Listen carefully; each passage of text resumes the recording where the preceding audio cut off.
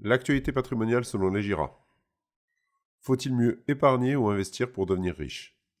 En termes de placement, il y a deux stratégies qui s'opposent du point de vue de l'objectif principal, l'épargne et l'investissement.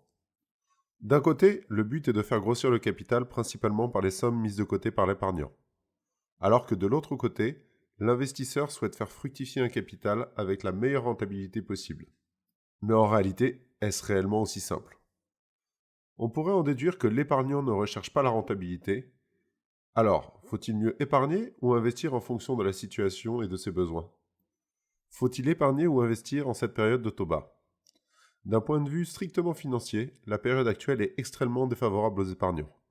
L'épargne consistant à privilégier la sécurité et la disponibilité des fonds, ces derniers sont placés sur des produits de taux tels que compte courant, compte à terme, livret d'épargne, livret A, LDD, compte ou plan d'épargne logement. L'assurance vie au fonds en euros peut aussi répondre à cette définition, hors cas de force majeure. Nous vous rappelons qu'il existe la loi Sapin 2. L'investisseur, quant à lui, profite de conditions de marché avantageuses, notamment pour les solutions ayant recours au crédit. Mais une fois de plus, il n'y a pas que la partie financière qui doit guider ses choix en termes de gestion de patrimoine. Tout est question de proportion. Il faut éviter les excès, aussi bien de prudence que les excès de risque. Votre patrimoine est-il suffisamment équilibré dans ce cas? La thésaurisation, le but principal de l'épargne.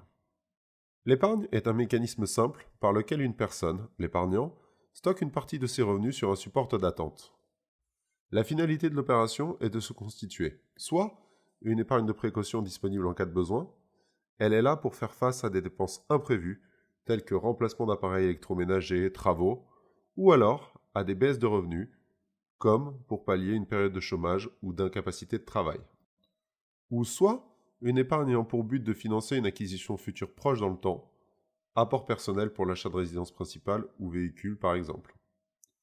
L'objectif est de privilégier la disponibilité et la garantie de capital au détriment de la performance financière, le taux de rémunération. Le capital grossira alors grâce au versement volontaire, en général mensuel, de l'épargnant.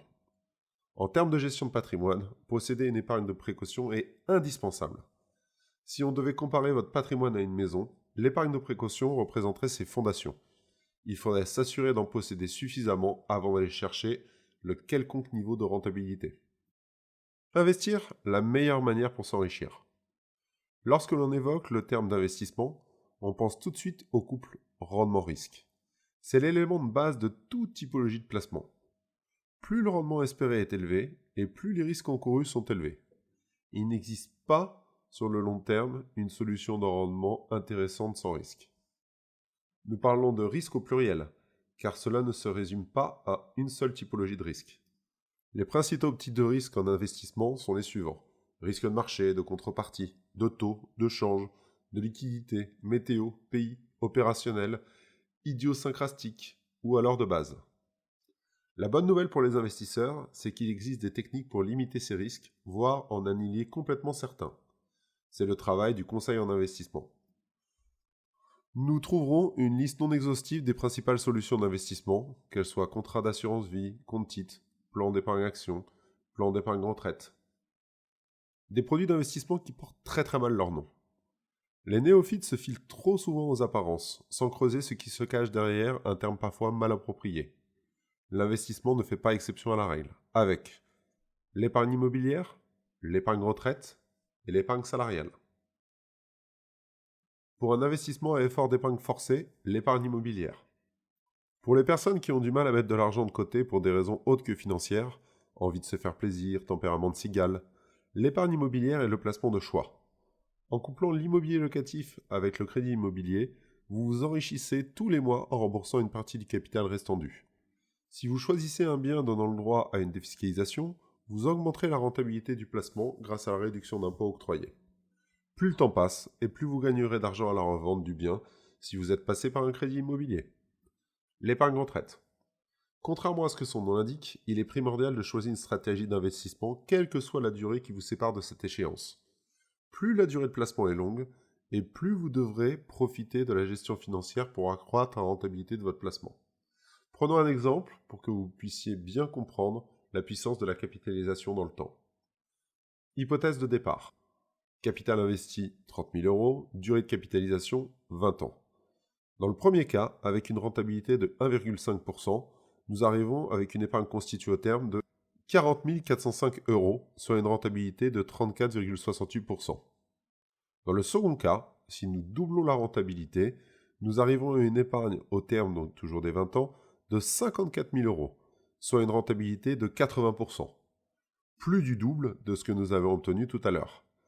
Et si nous prenons une rentabilité 3 fois supérieure avec 4,5% de taux de rentabilité, l'épargne constituée au bout de 20 ans devient 72 000 euros, soit une rentabilité de 141%. Passé de 34 à 141%, nous voyons bien que nous avons décuplé l'effet et donc créé un effet de levier supplémentaire. L'enrichissement n'est donc pas linéaire, contrairement à ce que l'on pense. L'épargne salariale. Si vous avez la chance de pouvoir disposer d'un dispositif d'épargne au sein de votre entreprise, nous ne pouvons que vous conseiller d'en profiter avec l'abondement et de faire le point des versements subventionnés par l'employeur. Nous sommes pour le cas dans une optique purement d'épargne. Deux cas de figure par la suite s'offrent à vous. Vous possédez des compétences financières ou alors d'un conseil capable de vous accompagner sur ce type de support, ne vous privez pas de la faculté de gagner de l'argent sans fiscalité. On parle bien d'impôt sur le revenu. Vous ne serez redevable que des prélèvements sociaux sur les gains financiers réalisés sur le plan d'épargne. En revanche, si vous n'avez pas d'appétence pour les produits financiers, ne vous lancez surtout pas dans une gestion à la petite semaine. En général, on pose la question à la machine à café à l'un de ses collègues sur les choix éventuels en termes d'investissement. Je vous laisse imaginer les résultats. Dans ce cas, placez la totalité des sommes sur un support monétaire en attendant de pouvoir débloquer les fonds à la première occasion venue. Les facteurs de succès d'un investissement. Il existe des règles de base à respecter lors d'un investissement si l'on souhaite obtenir les résultats escomptés, objectifs patrimoniaux. Une durée de placement moyen et long terme. Un investissement nécessite un minimum de temps pour dégager les meilleurs rendements. Pour limiter le risque de marché. En effet, le temps est l'élément essentiel si l'on souhaite investir en bourse. Mais pas que. Investir dans l'immobilier répond à une même logique. Afin de profiter au maximum de l'effet de capitalisation. En finance, les plus-values acquises continuent de faire des petits, en général, elles aussi des intérêts. Plus le temps passe, et plus nous nous trouvons sur un effet boule de neige. La diversification, indispensable pour limiter les à-coups de marché. Parfois, on compare l'investissement financier à du casino. C'est le cas quand on choisit un seul support d'investissement pour placer son argent. Du fait de la décorrélation des marchés, il est important de diversifier les investissements pour limiter le risque dans le temps. Si on doit imaginer la diversification en gestion de patrimoine, imaginez-vous que vous ayez 1 million d'euros à investir dans l'immobilier. Soit vous choisissez de tout mettre sur un immeuble dans une ville, quid si jamais la zone perd de son attractivité ou pire, que votre bien devienne pour une raison quelconque impropre à la location. Soit vous choisissez d'investir dans 8 studios disséminés en France. À vous de choisir la stratégie avec laquelle vous êtes le plus à l'aise.